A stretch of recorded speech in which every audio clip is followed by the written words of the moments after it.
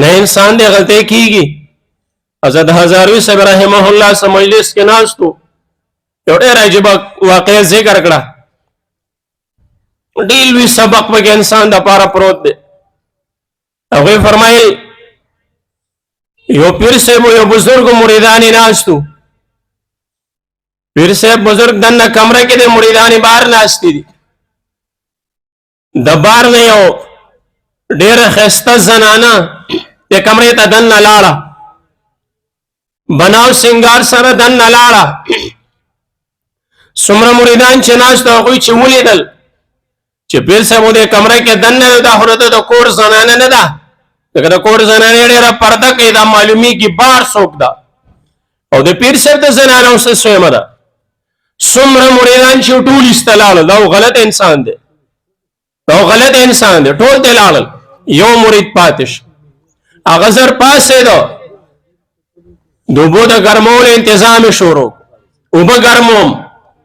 وروسته به پیر صاحب ته د غسل ضرورت وي، اوبه وله ګرموم. خبرې ته سوچ وکړو.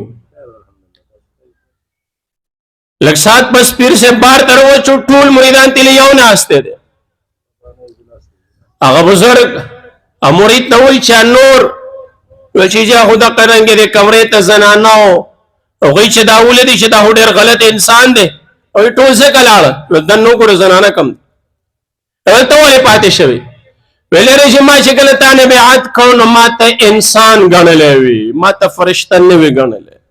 د انسان نه غلطۍ کېږي.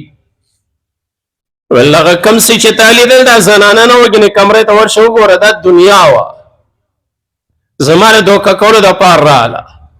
بناو سنگار شکل کې راځي.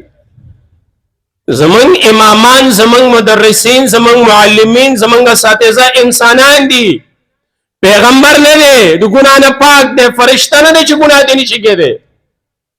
کمی کوتاهی کېږي. د زړه د محبت تعلق دې ته ویلی شي.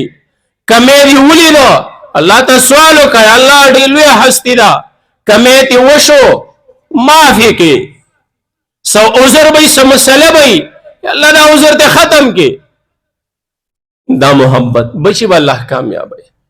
د خولې هم شکر، د زړه نه هم شکر، دا دواړه صفتونه چې کله جمع شي الله بیا فرمایي زه به دا نعمت زیات کما.